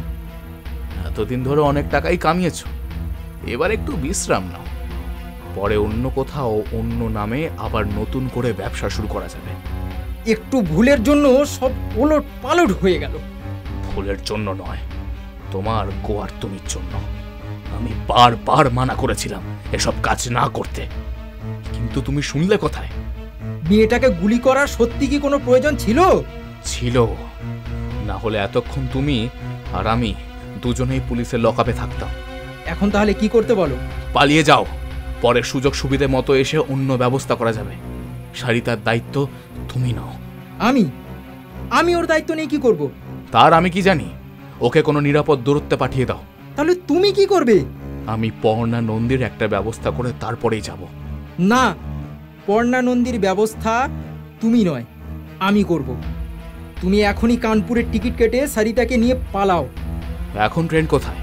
রাত এমন বেশি কিছু নয়, কানপুরে না হোক যেখানে খুশি চলে যাও, কিন্তু এখানে থেকো না। আমি এতটাও বোকা নই যে পুলিশের হাতে মার খাবো বলে এখানে পড়ে থাকবো। আমার চিন্তা তোমাকে করতে হবে না। তোমার গাড়িতে সারিতাকে নিয়ে তুমি এখনই ধানবাদের ডেরায় চলে যাও। 1.5 লাখ টাকার পার্টি হাতছাড়া করে কখনোই যাব না আমি। নিজের নিরাপত্তার চেয়েও কি টাকাটা তোমার কাছে বড় হলো? হ্যাঁ, মেয়েটিকে কোথায় পৌঁছে দিতে হবে বলো। কাজ হাসিল করে কালকের মধ্যে টাকা নিয়ে তোমার সঙ্গে দেখা করব। টাকা ছোটু নিয়ে যাবে। কেন, আমাকে বিশ্বাস হচ্ছে না? বিশ্বাস অবিশ্বাসের প্রশ্ন নয়, তোমাকে অনেক দূরে চলে যেতে হবে তাই। ঠিক আছে, তাই হবে। মেয়েটিকে কোথায় কার কাছে পৌঁছে দিতে হবে বলো। রাত 2:20 জোয়ারের জলে নৌকা ভাসিয়ে MV অমরাবতী পৌঁছে দেবে মেয়েটিকে। ছোটু আর তুমি। নৌকা বাঁধাই আছে পিলারের সঙ্গে, খুব সাবধানে কাজ করবে।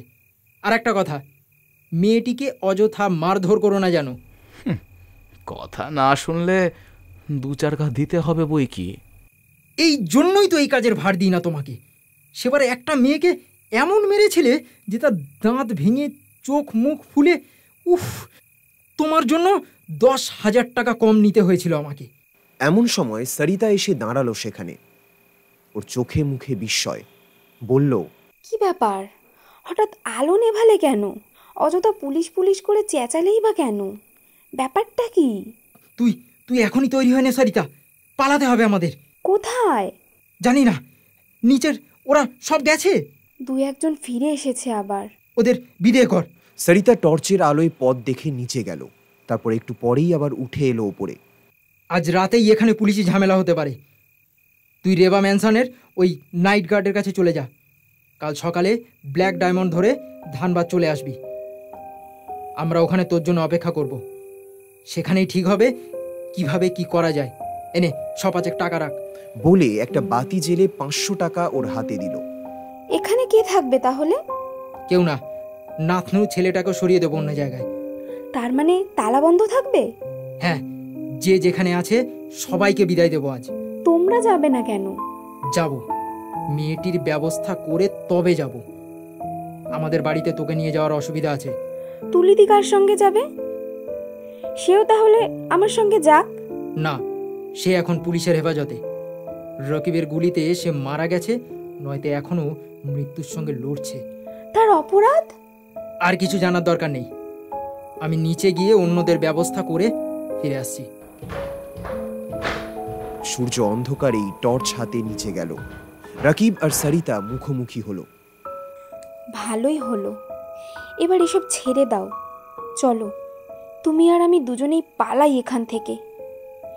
এ জীবন আর ভালো লাগছে না। চলো, আমরা নতুন করে জীবন শুরু করি। ওস্তাদ তোকে যেখানে বলেছে তুই সেখানেই চলে যা।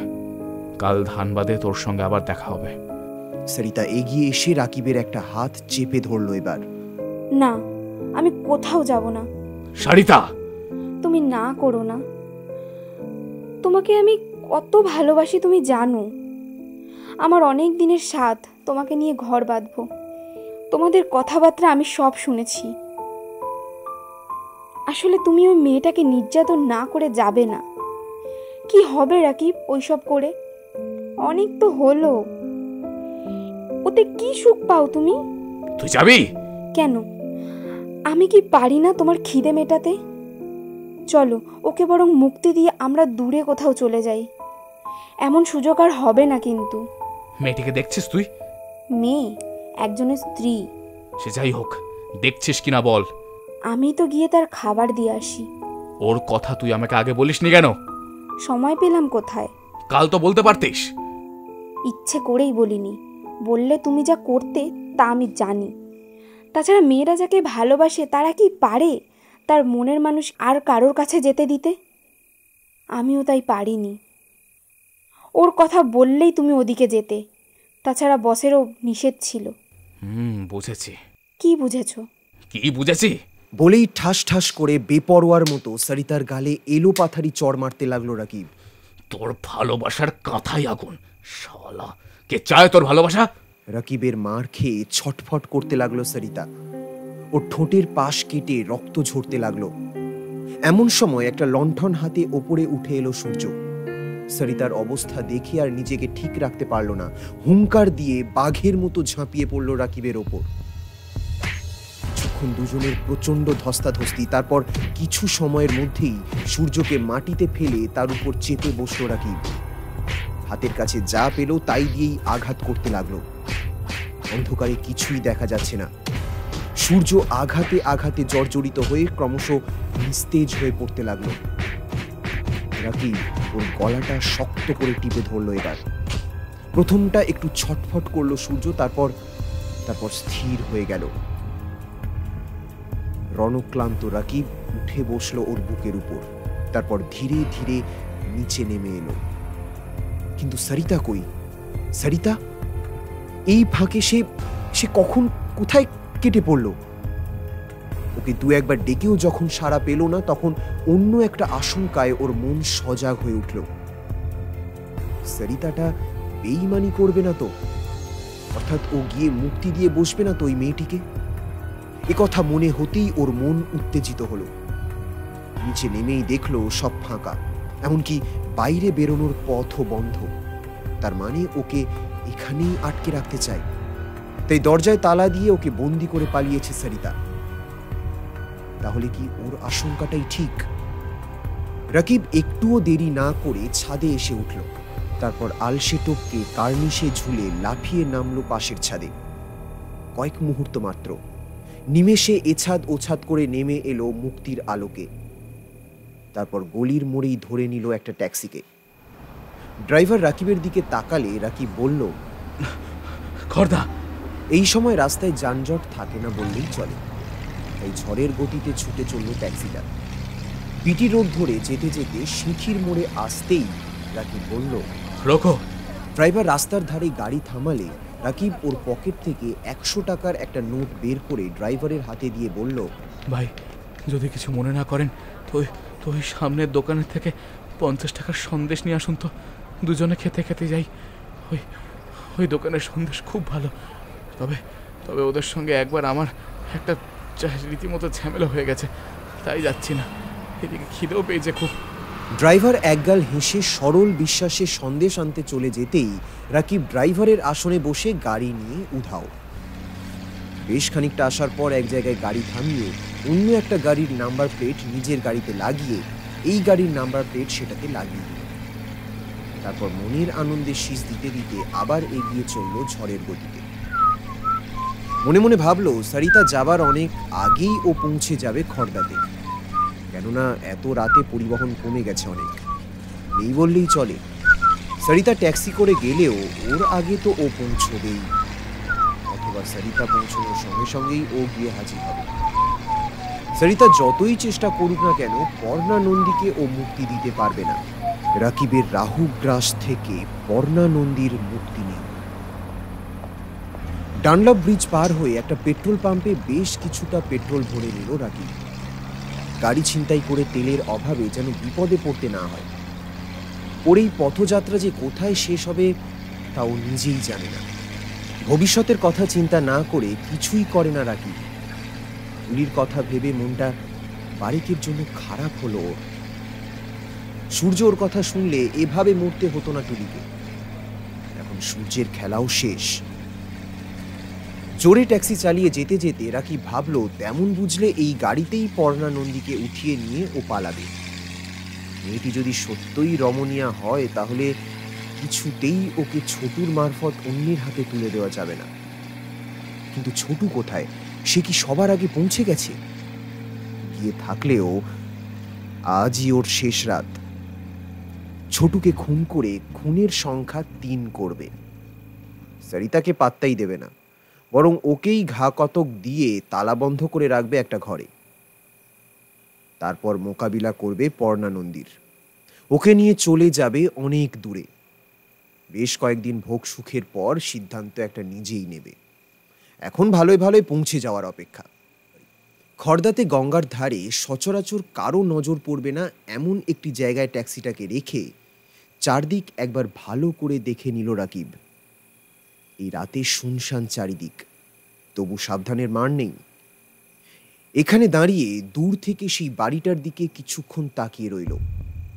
বাড়িটা রাস্তা থেকে দেখলে মনে হবে একতলা, কিন্তু এটাই আসলে দোতলা।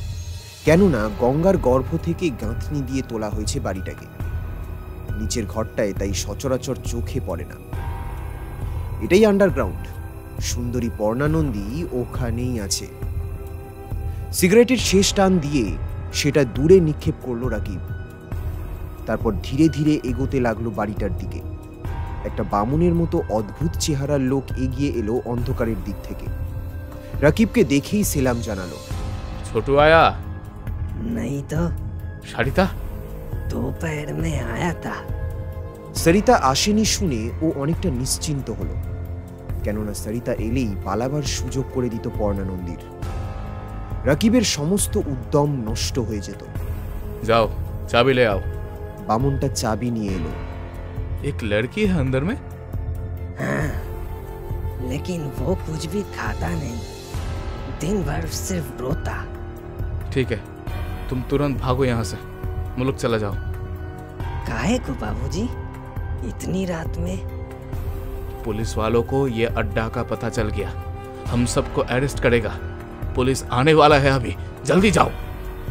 বলে ওর হাতে কিছু টাকা গুঁজে দিল।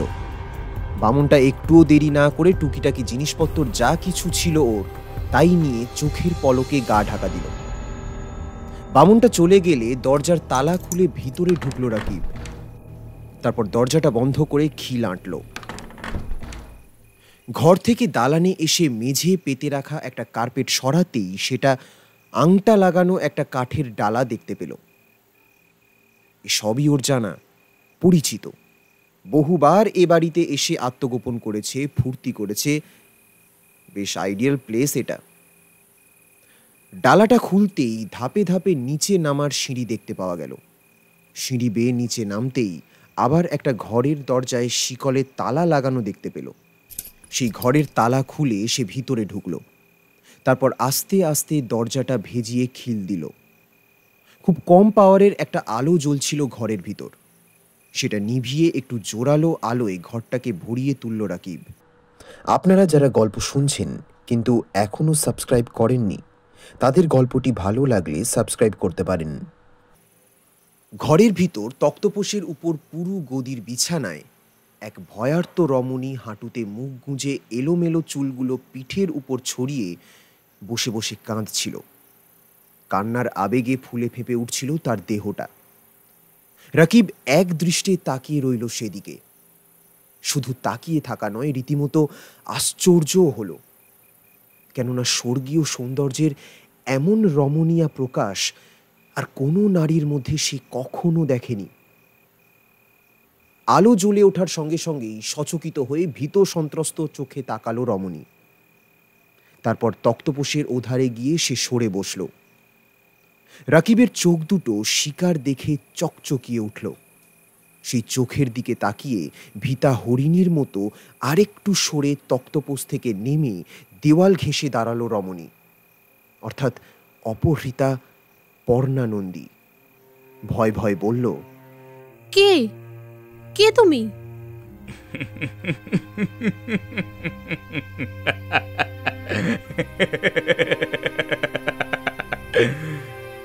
খবরদার খবরদার, এক পা এগোবেন আমার দিকে। প্রাণ থাকতে আমার এই দেহ আমি কিন্তু কাউকে নিতে দেবো না। তোমাকে ছেড়ে দেবো বলে তো আমরা এখানে নিয়ে আসিনি তোমায়। আমরা যাকে ধরি তাকে কোনোদিনও ছাড়ি না। তুমি কি আমার উপর জোর করবে? রাজি না হলে বাধ্য হব। আমি তোমার দুটি পায়ে পড়ি, আমার কোনো অনিষ্ট করো না। দয়া করে আমাকে ছেড়ে দাও প্লিজ। হ্যাঁ, ছেড়ে তোমাকে দেবই, দিতে বাধ্য হব। এই বাঘের গুহায় ঢুকে আজ পর্যন্ত কেউই ছাড়া পায়নি, একমাত্র তুমিই পাবে। সত্যিই তুমি ভাগ্যবতী, কেননা এখানকার পরিস্থিতিতে তোমাকে ছেড়ে দেওয়া ছাড়া আমাদের যে আর কোনো উপায় নেই। পুলিশ আমার পিছু নিয়েছে, আমাদের গ্যাং ছত্রভঙ্গ হয়েছে। পুলিশ হয়তো এই মুহূর্তে এখানে এসে পড়তে পারে, তাই ছেড়ে তোমাকে দেবই, তবে একটা শর্তে। শর্ত? কি সেই শর্ত?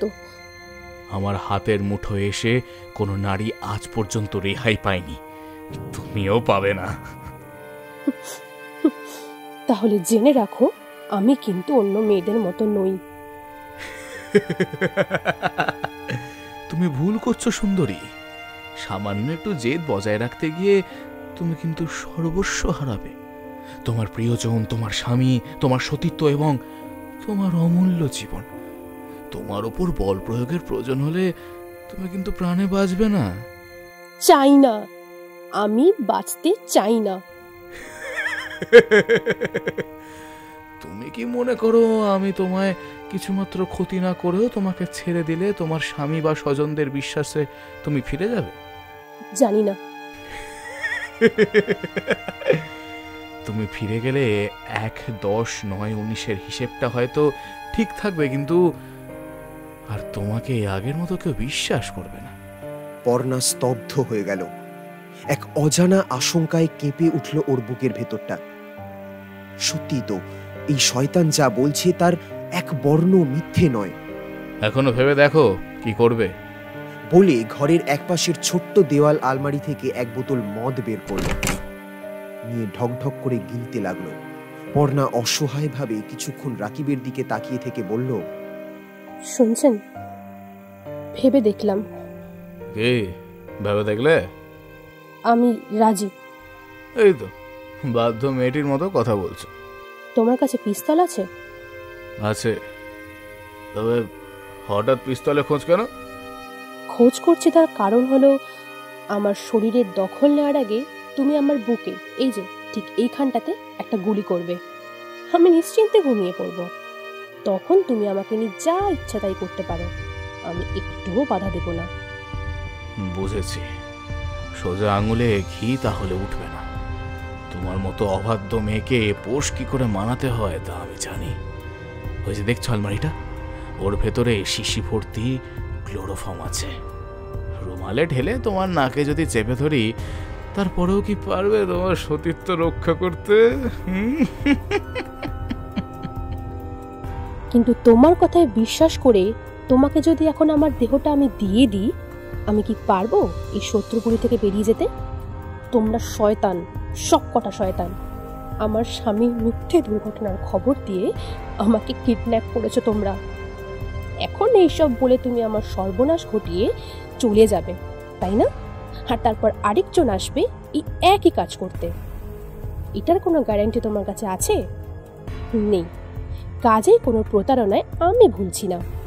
আমার ডেড বডির ওপর তোমার সম্পূর্ণ অধিকার আমি দিলাম, কিন্তু জীবিত দেহের আশা তুমি ত্যাগ করো।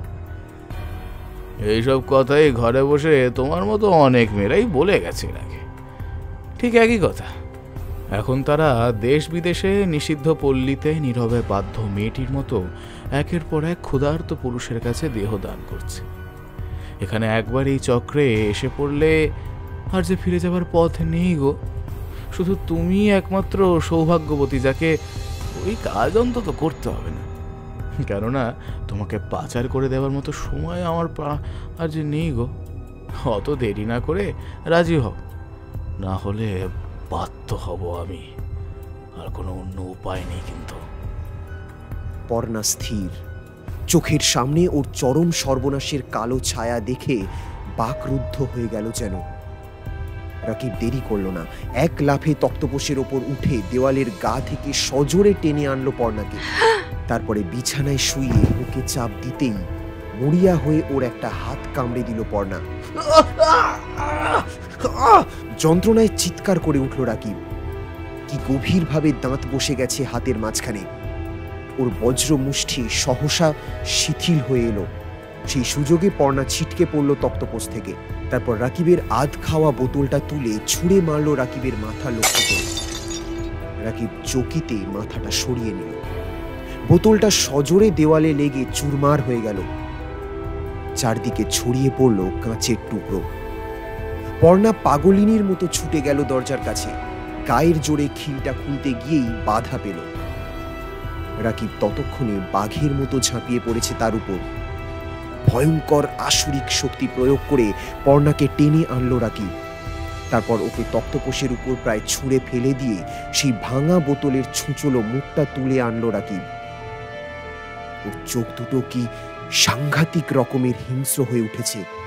সেটা হাতে নিয়ে ধীরে ধীরে ওর দিকে এগিয়ে আস্তে আস্তে বলল, এটা দিয়ে তুমি আমাকে খুন করতে চেয়েছিলে, তাই না? এখন আমি এটা তোমার পেটের ভিতরে ঢুকিয়ে দেব। একটু একটু করে এটা তোমার পেটের ভিতর ঢুকিয়ে দিয়ে যদি মোচড় দিতে থাকি, তাহলে দেখবে তোমার ভিতরের মাল মশলাগুলো কেমন ননির মতো বেরিয়ে আসবে। দেব। ওই নিষ্ঠুর যন্ত্রণাদায়ক মৃত্যুর আশঙ্কায় ফ্যাকাশে হয়ে গেল পর্ণার মুখ। ও প্রচন্ড ভয় পেয়ে থরথর করে কাঁপতে লাগলো। না না না না না। ওর সারা শরীর কেমন যেন অবশ হয়ে গেল। কোনো রকমে শেষবারের মতো বাঁচবার জন্য উঠে দাঁড়াতে গিয়েও ধপ করে বসে পড়ল। ওর আর বাধা দেবার কোনো শক্তি রইল না। অনেক পরে সমস্ত উত্তেজনার শেষ হলে পর্ণাকে মুক্তি দিল রাকিব। আর পর্ণা রসংলগ্ন বেশবাস ঠিক করে কোনো রকমে উঠে বসে একভাবে তাকিয়ে রইল রাকিবের দিকে। এই সুন্দর সুঠাম পুরুষের কামনার আগুনে দগ্ধ হয়ে সে নিজেই যেন নিজেকে হারালো। পুরুষের সব অত্যাচারই অত্যাচার নয়, কখনো সখনো মধুময় হয়ে ওঠে। এই মত্ত মাতঙ্গের দাপটে দলিত মথিত হয়ে যেন এক অন্তহীন সুখের সাগরে ভেসে গেল পর্ণা।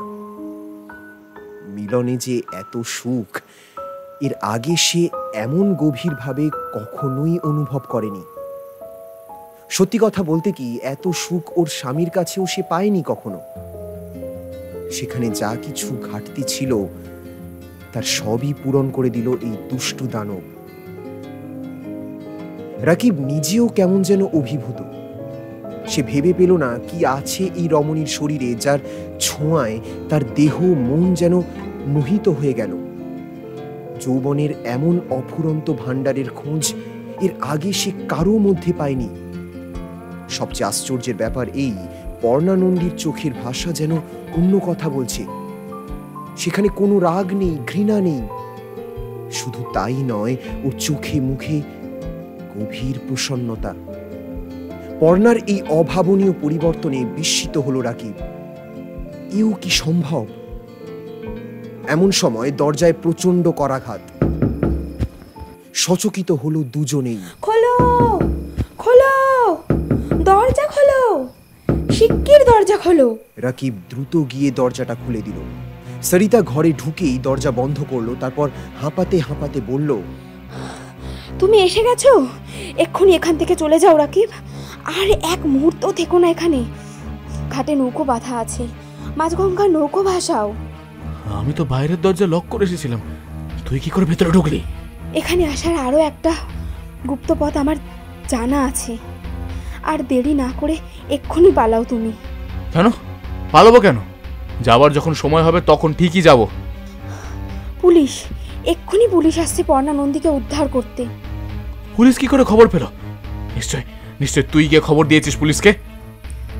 হ্যাঁ, আমিই দিয়েছি। আমি চাই এই চক্রান্তের জাল ছিন্ন হোক, তোমাদের প্রত্যেকের হাতে হাত করা পড়ুক। তাই ফোনে আমি সব কথা জানিয়েছি পুলিশকে। আমি জানতাম দরজায় শিকল লাগিয়ে তোমাকে আটকে রাখতে পারবো না, তুমি ঠিকই এখানে আসবে, তাই তোমাকে সাবধান করতে এলাম। তোমাকে আমি জেলের ঘানি টানতে দেব না। তোমাকে ঘিরে আমার অনেক আশা, আমার স্বপ্ন তুমি সফল করো রাকিব। আমি তোমাকে সত্যিই ভালোবাসি। আমি সেটা জানি, তাই বারবার না বললেও হবে।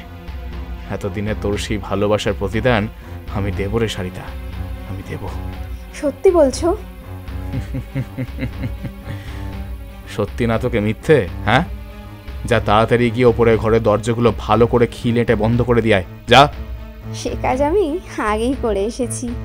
তবুও যা, আর একবার দেখে আয় ভালো করে। বলা যায় না তো, যদি ভুল হয়ে গিয়ে থাকে তাড়াতাড়িতে।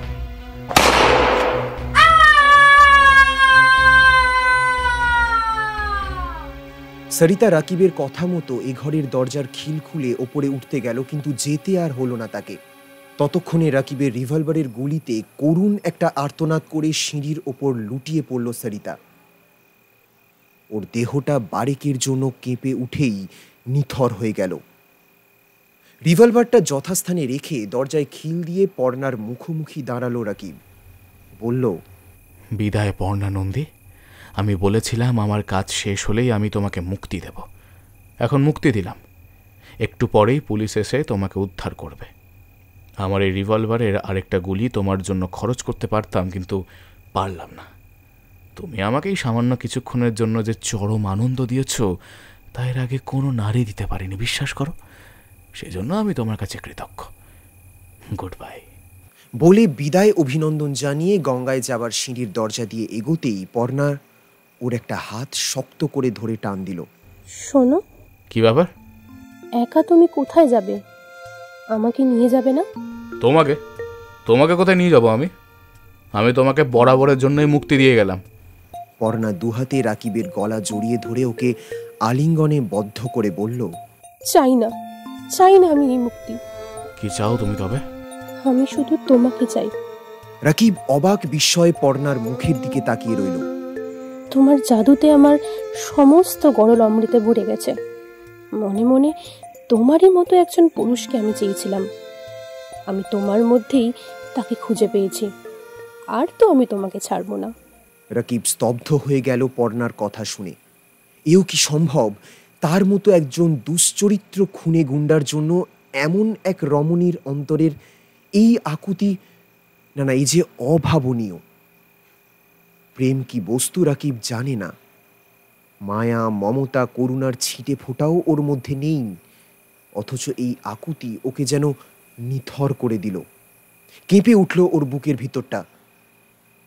ওপরের ঘরের দরজায় তখন ঘন ঘন করাঘাত হচ্ছে। দরজা ভেঙে ফেলার উপক্রম প্রায়। ভারী বুটের পদশব্দ শোনা যাচ্ছে। তার মানে পুলিশ। রাকিবও তখন কেমন যেন আবেগ তাড়িত হয়ে আলিঙ্গনে বদ্ধ করেছে পর্ণাকে।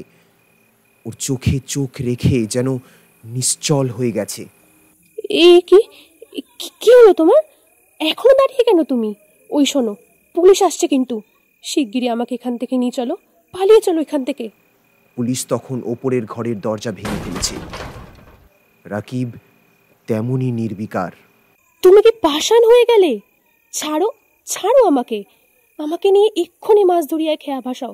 চলো, এসো শিগগিরই। বলে নিজেই ওর বাহুবন্ধন থেকে নিজেকে মুক্ত করে ওর হাত ধরে টানল পর্ণা। নিচের ঘরের দরজাতেও তখন ঘন ঘন করাঘাত হচ্ছে। খোল খোল, দরজা খোল, শিগগির খোল। না না, আর দেরি নয়। ওরা ঘাটে যাওয়ার সিঁড়ির দরজা খুলে বেরিয়ে গেল গঙ্গার কূলে। জোয়ারের গঙ্গা এখন ছলছল করছে। নাইলনের শক্ত দড়ি দিয়ে বেঁধে রাখা নৌকাটা ঢেউয়ের তালে তালে দুলছে। ওরা বাইরে এসে দরজায় শিকল দিয়ে মাঝ গঙ্গায় নৌকা ভাসালো। আকাশে তখন শুক্লা ত্রয়োদশীর চাঁদ।